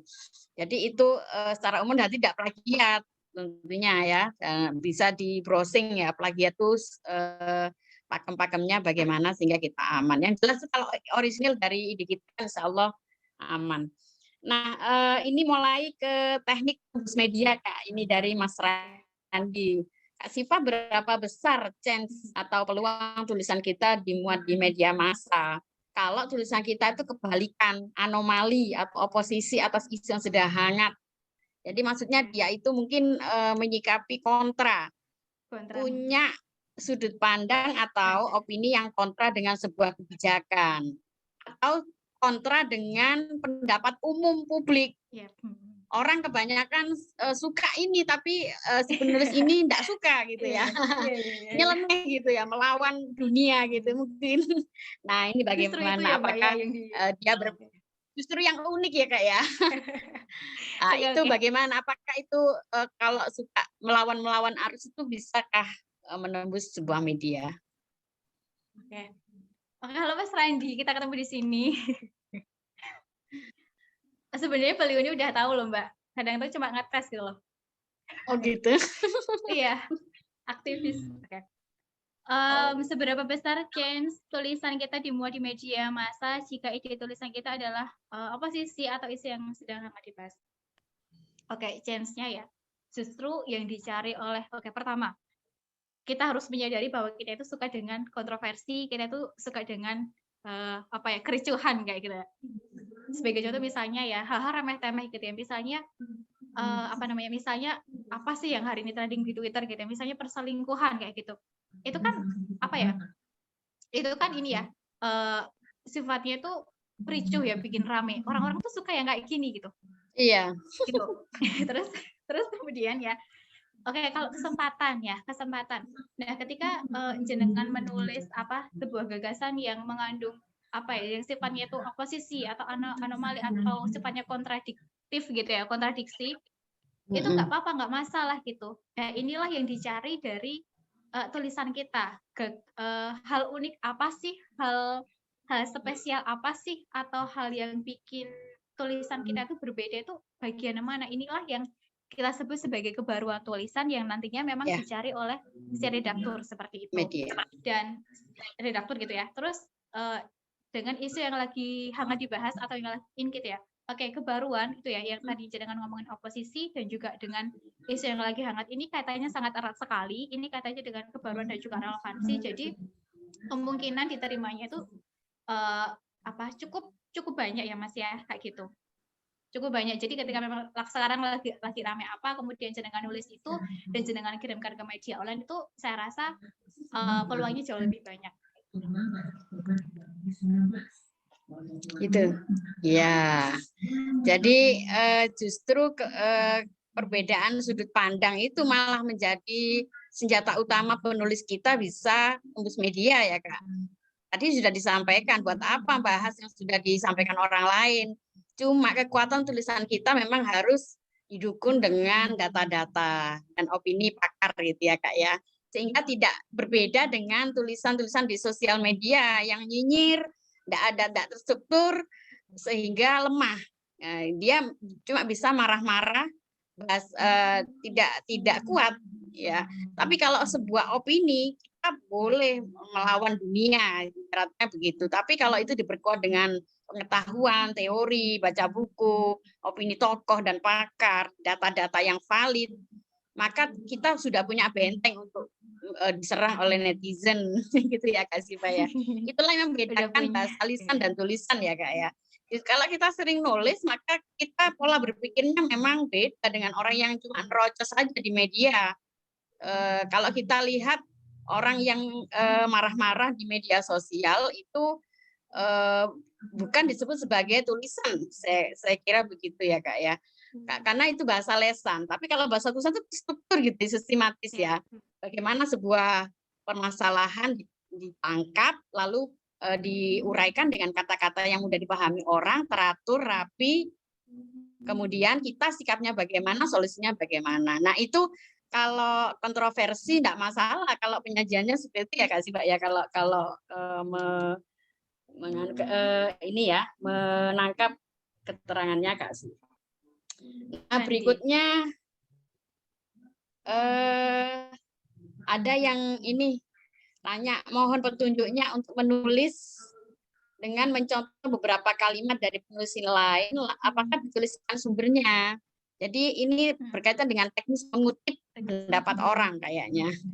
Silakan Kak Siva. Halo Mbak Inke ya. Ini maksudnya ini ya, mencontoh beberapa kalimat ya. Berarti ya. Ini mengutip. Jadi bukan caranya. Mencontoh kayak bertutur ya. Bukan kayak bertutur. Iya harus ditulis referensinya. Tapi karena orientasinya media online itu tuh penulisan sumbernya itu berbeda ketika kita berbeda dengan penulisan sumber referensi karya tulis ilmiah ya. Kalau misalnya di skripsi ataupun tesis dan karya ilmiah yang lainnya kan itu baku banget ya, baku sekali, ada daftar pustaka atau mungkin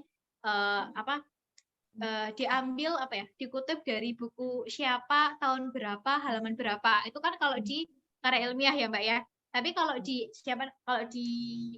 media online gitu ya, kita cukup menuliskan misalnya saya mengambil kutipan dari Mbak Fatati misalnya. Fatati gitu misalnya. Fatati seorang ahli psikolog misalnya. Fatati seorang ahli psikolog mengatakan apa gitu misalnya titik. Atau misalnya kita ingin mengutip ya, tapi kita lupa sumbernya dari mana atau orangnya siapa, itu kita boleh hanya menuliskannya seperti ini, Mbak. Seseorang pernah mengatakan gitu misalnya. Seseorang pernah mengatakan titik itu tuh udah bisa gitu untuk menulis sumber referensi seperti itu. Jadi memang kalau di media online itu lebih lebih simple ya Mbak ya. Enak. Ya enak lah ya. Jadi udahlah kirim aja ke mana Mbak di sini ya. Kak Bapri. Ya Kak Bapri. Gitu. Kak Bapri siap menerima gagasan. Ya. Siap selalu. Oke. Mbak Siva, Mbak Fatati. Ya. Ya mungkin nambahkan sedikit boleh ya? Monggo Pak Wahyu, silakan. Ini owner media yang di launching ini ya, Kak Bapri. Oh enggak. Ini ownernya. Tuan rumahnya. Ya. Ini saya tertarik tadi yang pertanyaannya ini loh. Pertanyaannya Kak Randy ya, Kak Randy Bayu ya, yang nyangkut oposisi.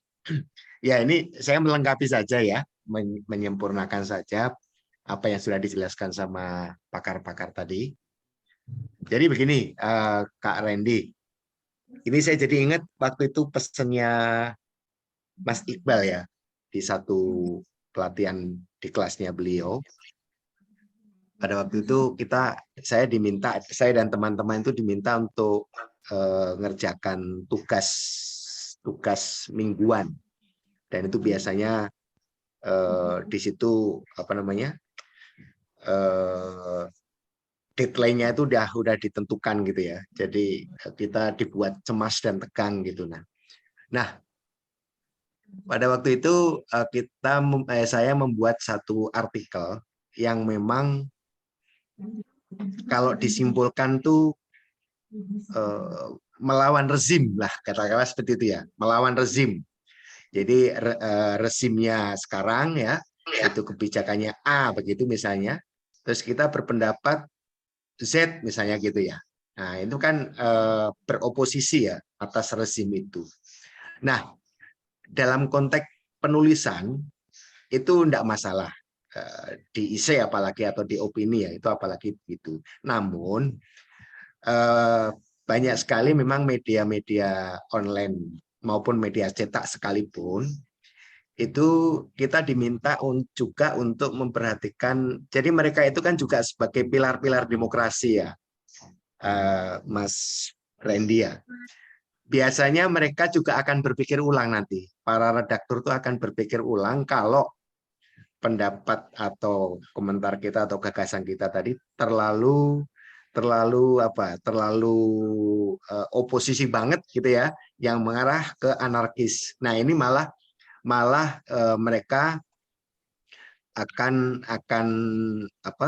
bisa menolak tulisan kita itu, meskipun mungkin kalau secara pribadi barangkali redakturnya itu oke-oke aja gitu ya. Namun ketika ini nanti akan dirilis, dipublish di satu media yang dia tangani, tentu dia akan memikirkan banyak hal.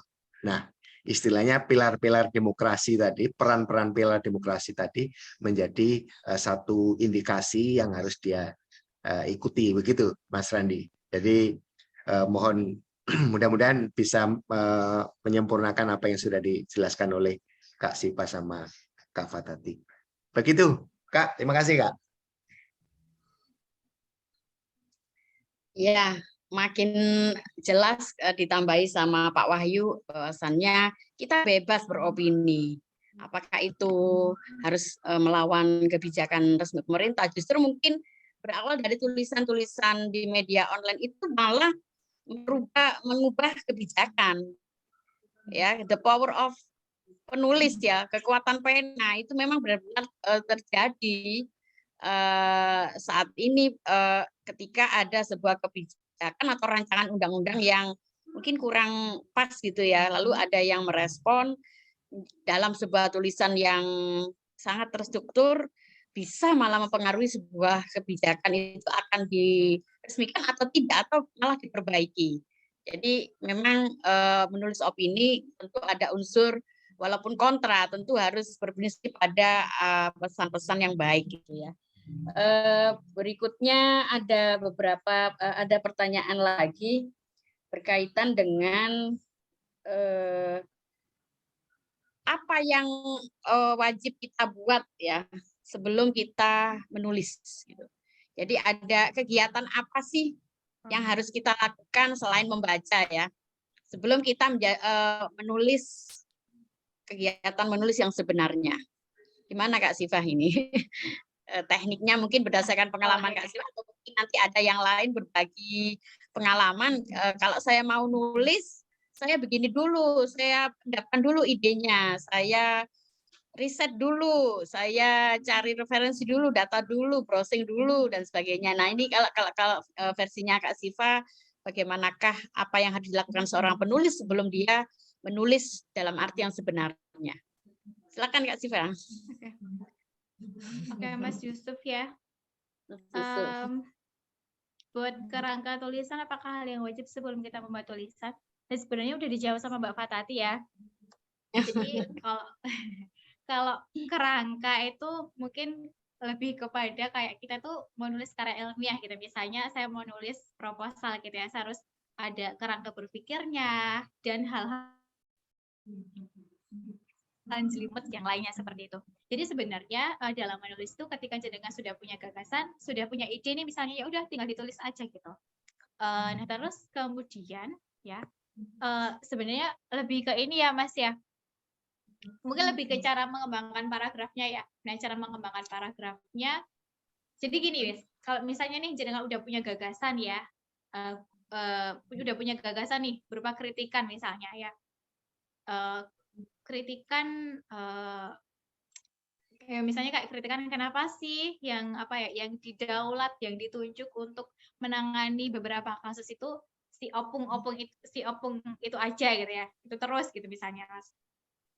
Oke, udah punya gagasan, lalu dipersiapkan argumen-argumennya. Oh ya argumennya apa aja ya? Oh iya ternyata di kasus kasus yang A gitu misalnya, oh ya ternyata si opung ini lagi yang menjadi penanggung jawabnya. Oh iya ternyata di situasi atau di permasalahan B gitu misalnya ya, ternyata si opung ini lagi yang jadi yang didaulat menjadi penanggung jawabnya gitu.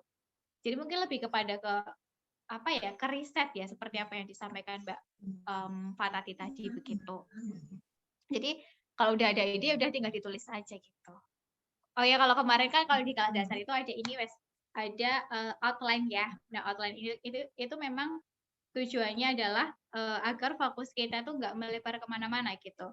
Jadi misalnya ya ketika Anjara udah punya ide, kalau jadi misalnya udah punya ide nih ya udah nanti garis besarnya apa atau poin-poin mendasar yang mau disampaikan apa itu nanti ditulis di dalam outline gitu. Jadi kalau misalnya lupa, oh ya saya udah punya outline nih gitu.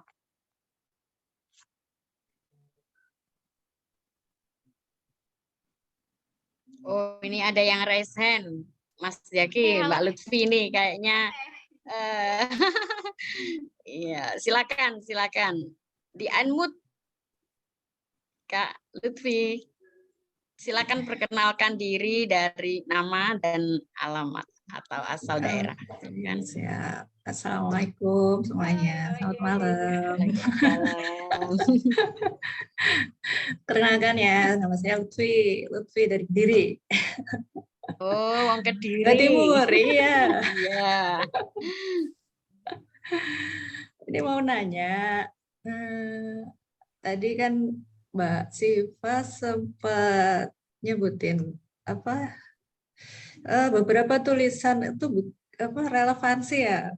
Tulisan itu kalau bikin tulisan perhatikan juga relevansinya ya. Nah di sini tuh kan kalau kita ngomongin media online tuh pasti kan agak jauh-jauh lah dari apa ya pencarian ya Google gitu ya, posisi pencarian di Google gitu lah. Nah, saya di sini yang mau tanyain gitu, gimana sih caranya bikin tulisan yang apa ya istilahnya mau kita akses kapanpun, mau misal kita buat sekarang, beberapa tahun kemudian orang masih bisa mengakses, masih bisa dapat manfaat dari tulisan itu. Kira-kira Mbak Siva bisa bagi-bagi tipsnya dong. Kan lumayan tuh kalau dalam beberapa periode waktu tertentu tetap aja artikel itu yang akses banyak gitu kan, lumayan kan buat tingkatin traffic lah gitu.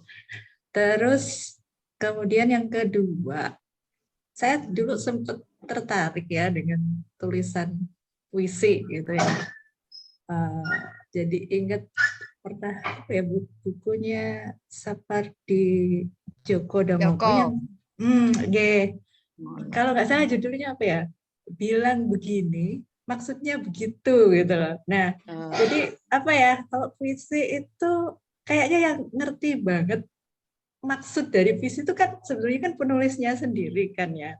Nah, terus yang mau saya tanyakan di sini kan, kalau saya lihat, saya sebenarnya jarang banget ya main Facebook, yang lebih sering itu Instagram.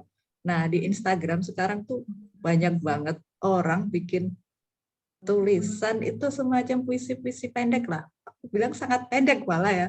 Kayak orang bikin kutipan-kutipan, ya sederhana tapi enak gitu kan dibacanya gitu. Nah, itu kayak pengikutnya juga banyak gitu loh ya. Riset juga banyak, repost banyak gitu. Nah, itu gimana menurut Mbak Siva?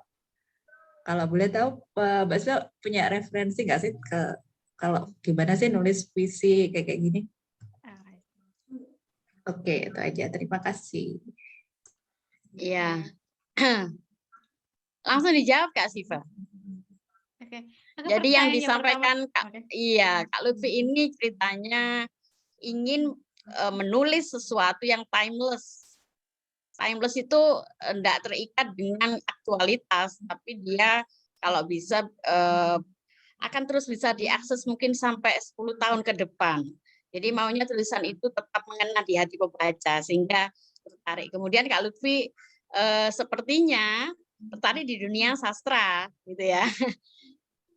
Orientasinya itu apakah untuk keterbacaan pembaca supaya dapat banyak klik atau memang ekspresi diri, saya tidak tahu ya Kak Lutfi ya. Yang jelas memang sekarang banyak digemari, bahkan di TikTok itu ada ya puisi-puisi yang diksinya luar biasa.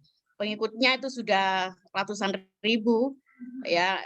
Ini ya di TikTok hanya sekilas-sekilas gitu ya, di Instagram juga ya. Kenapa yang seperti itu digemari?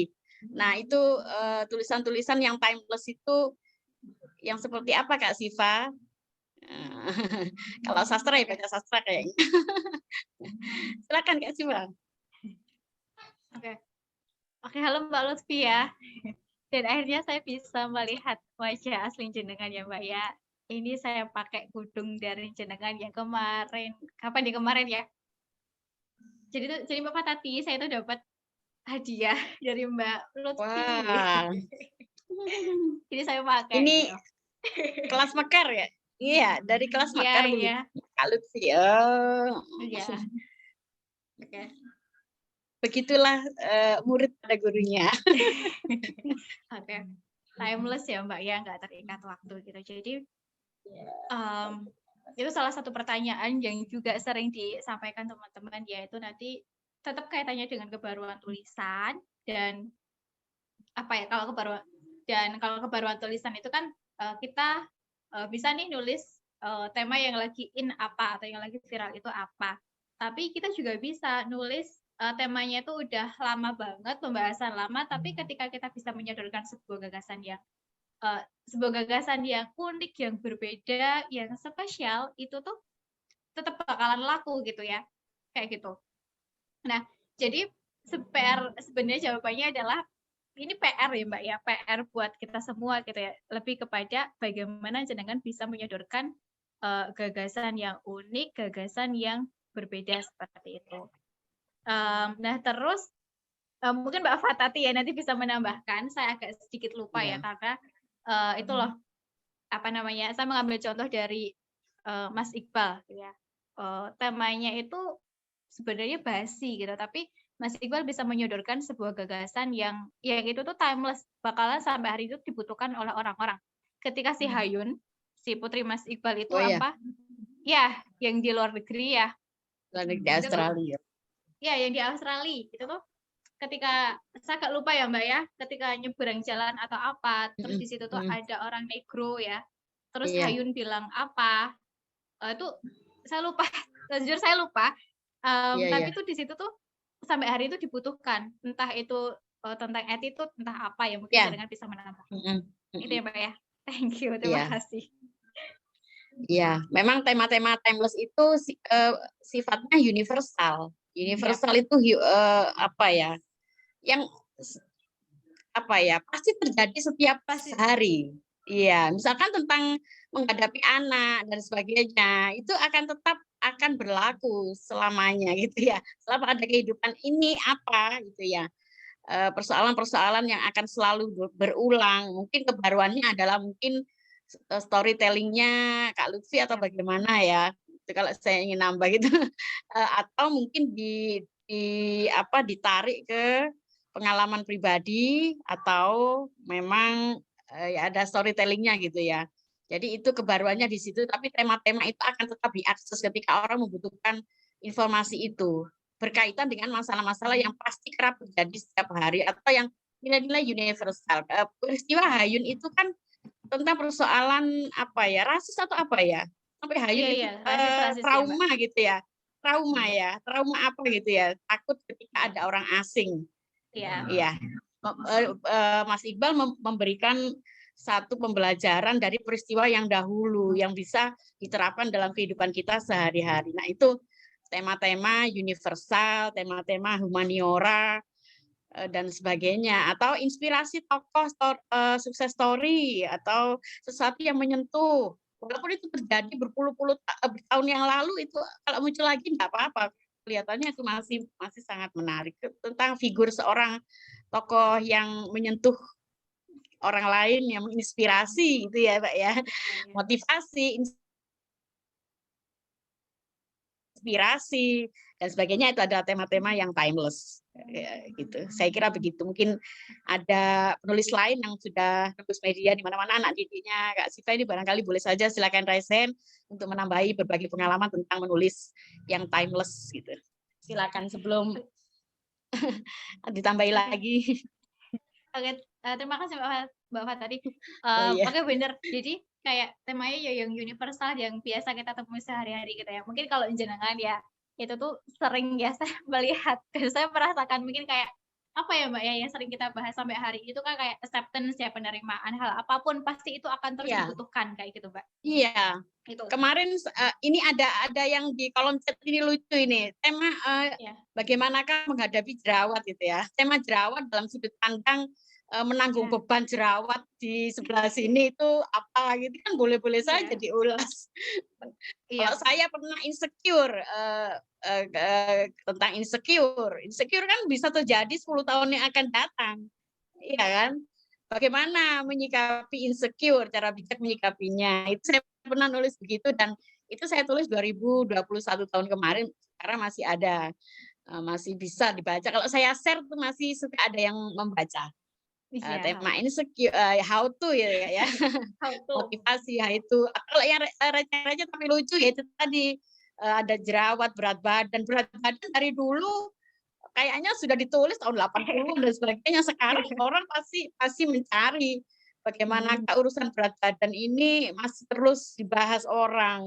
Orang akan selalu mencari tulisan bertema berat badan.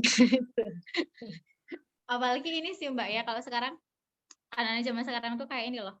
Tadi acceptance, kayak penerimaan, terus apalagi kesehatan mental, orang-orang yang sedang menghadapi quarter life crisis kayak gitu loh. Iya, menanamkan kepercayaan diri, dikembangkan ke anak, kalau sekarang Natali, misalkan Natali istrinya Sule, misalkan ya, kita taruhlah ke tema humanis yang timeless.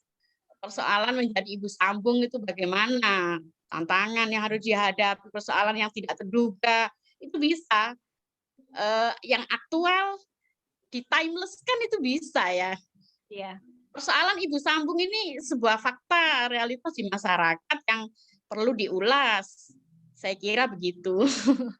Kalau kita nggak punya pengalaman sebagai ibu sambung ya mungkin bisa dari pengalaman orang lain atau kita cari teori-teori psikologis dari pakar bagaimana data-datanya seperti apa. Itu seperti itulah bisa Kak Lutfi untuk mensiasati sebuah kisah aktual untuk di timeless-kan yang bisa diakses lagi.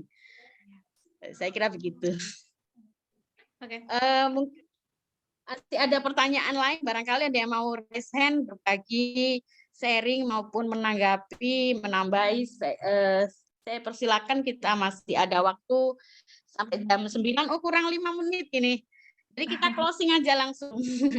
Jadi baik. closing Kak Siva, pesan-pesannya untuk penulis pemula maupun yang sudah senior, yang sudah melalang buana terkait dengan tagline kita di Zoom malam ini adalah menulis gembira tapi bisa tembus media. Nah, itu bagaimana pesannya Kak Siva, kita bisa tahan banting, ditolak berkali-kali tapi masih bisa bersemangat untuk menulis. Closing-nya bagaimana nih Kak Siva? Silakan. Nggak tahu Mbak. Oke.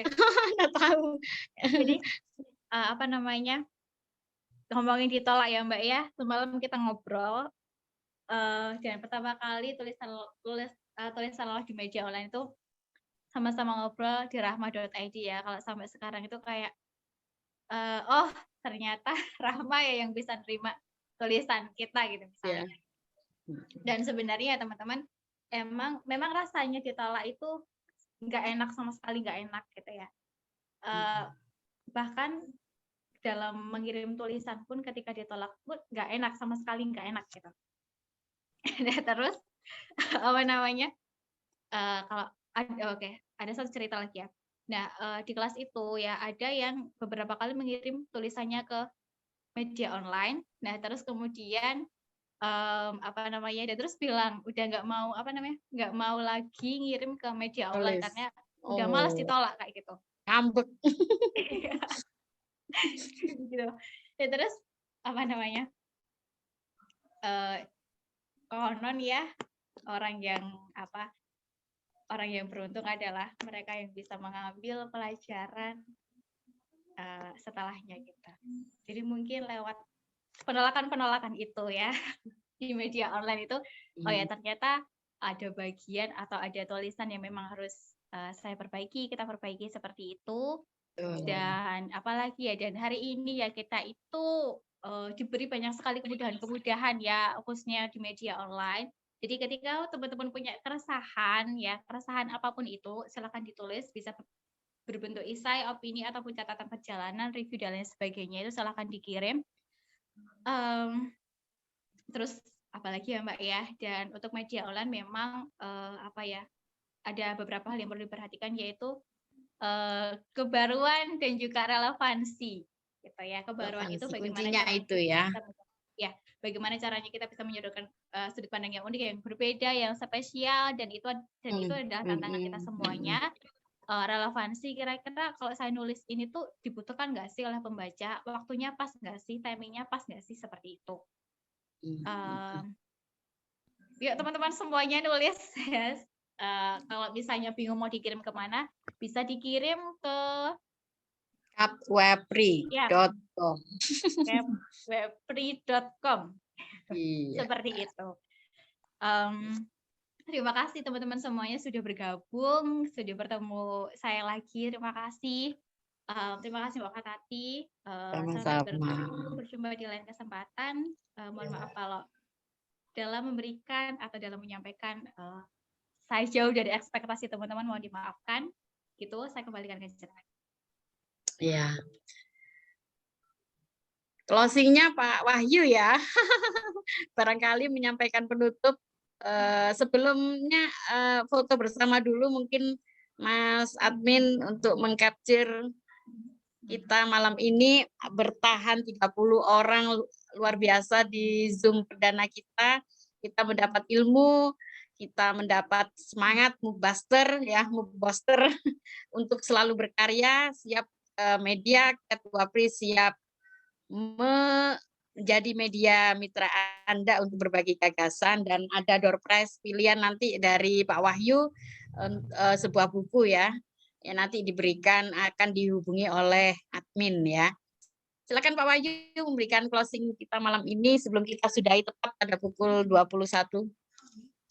Saya sebagai host malam ini mohon maaf jika ada kata-kata yang kurang berkenan. Semoga apa yang kita dapat hari ini bisa kita manfaatkan dan menambah wawasan kita dan semangat kita untuk tetap berbagi gagasan, berbagi manfaat melalui menulis. Saya undur diri, pamit. Saya silakan Pak Wahyu untuk menyampaikan penutup juga. Saya akhiri, assalamualaikum warahmatullahi wabarakatuh. Waalaikumsalam warahmatullahi wabarakatuh. Mbak Fatati, bukankah diumumkan sekalian untuk yang pemenang? Silakan Pak Wahyu, ini nama-namanya ada berapa peserta? Ya, jangan bisa sampaikan ada. Oke.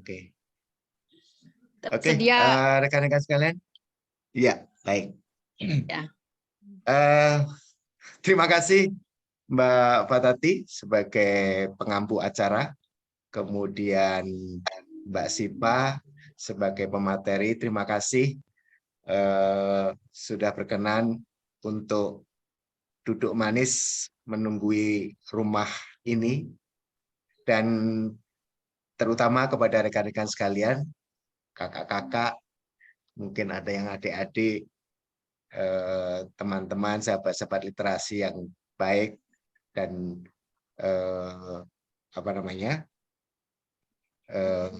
masih tetap semangat hingga jam sekarang. Saya ucapkan terima kasih sekali lagi, dan monggo nanti kalau memang tadi apa yang sudah disampaikan oleh pembicara dari teman-teman sekalian mendapatkan satu hidayah ya, satu hidayah untuk membuat karya tulis, untuk membuat artikel baik esai atau opini, kemudian cerpen, puisi dan sebagainya ya. Silakan nanti bisa dikirimkan saja. Kami siap nanti untuk menampung karya-karya teman-teman sekalian. Sudah barang tentu ada beberapa koridor-koridor yang tadi sudah disampaikan ya, sudah disampaikan oleh Mbak Siva maupun Mbak Fatati. Itu nanti yang menjadi tolok ukur kami untuk mengedit atau mengkurasi tulisan-tulisan dari rekan-rekan sekalian. Itu semua memang kami persembahkan semata-mata untuk perkembangan literasi di Indonesia. Baik, seperti yang sudah kami sampaikan di beberapa waktu ya sebelumnya, di flyer kemarin atau di banner kemarin, dalam acara ini kami akan memilih, totalnya nanti ada 10 rekan-rekan sekalian, totalnya ada 10, nanti 7 itu kami pilih dengan peserta yang tercepat masuk, ya 7 orang, dengan peserta tercepat masuk ke ruang Zoom ini. Kemudian nanti untuk 3 peserta itu, 6 ya, 6 peserta. 6 peserta untuk yang tercepat masuk di ruang Zoom. Kemudian 4 peserta nanti yang menyampaikan question and answer ya, diskusi yang aktif ya. Nanti akan segera kami umumkan. Baik, untuk yang pertanyaan-pertanyaan teraktif, nanti saya mohon bantuan Kak Fatati dan Kak Sipa untuk mengarrange. Jadi kami umumkan dulu untuk yang rekan-rekan 6 orang yang berhasil masuk pertama kali, ya. Kami sebutkan pertama Kak Eva, Rumah Sakit Wonolangan. Ini yang masuk pertama. Kemudian Kak Gemilang Dewa Agung, kemudian Kak Lutfi, kemudian Kak Tasya, Kak Dedi, dan Kak Listiana Nugra Hani. Kami ucapkan selamat kepada 6 pemenang ya. Nanti masing-masing akan kami hubungi alamat masing-masing. Nanti mohon bisa disampaikan alamatnya. Nanti akan kami kirimkan masing-masing 1 buah buku. Selamat sekali lagi buat 6 pemenang yang berhasil masuk ruang Zoom secara lebih awal. Untuk berikutnya Mbak Fatati, untuk yang 4 pemenang ini, 4 pemenang dengan penanya teraktif, monggo silakan. Untuk penanya teraktif ada ini diambil dari kolom chat ya. Tentunya secara berurutan ada Kak Siva, Nur Aisyah Nasution. Ada Nur Aisyah Nasution, kemudian ada Hentik ya. Kemudian Nur Aisyah sudah, Kak Hentik sama Yuhyil Mahera. Iya, ada itu nama-namanya. Ya. Kalau dilihat dari kolom chat. Nanti direkap sama Mas Jeki ya, yang mantau kolom chat. Nanti dihubungi sesuai via WA, nanti dihubungi untuk dimintai alamat pengiriman dan sebagainya. Terima kasih. Baik. Oke, terima kasih Mbak Tatati, terima kasih rekan-rekan sekalian. Waktu sudah menunjukkan pukul 21:02 ya. Saya mohon maaf sebelumnya telah menyita waktu rekan-rekan sekalian sehingga berkenan hadir di memenuhi undangan kami pada malam hari ini. Semoga apa yang didapatkan pertemuan pada malam hari ini dapat membawa manfaat buat teman-teman sekalian, ya, terutama untuk mengembangkan dunia literasi kita. Ya, selamat berkarya, selamat berartikel. Semoga keberkahan dan kebarokahan tetap bersama-sama kita. Terima kasih. Saya akhiri. Akhirul kalam. Wassalamualaikum warahmatullahi wabarakatuh. Selamat malam. Selamat malam. Sebelum mengakhiri sesi kali ini. Salam warahmatullahi wabarakatuh. 1, 2, 3. Oke, terima kasih teman-teman. Assalamualaikum warahmatullahi wabarakatuh. Waalaikumsalam.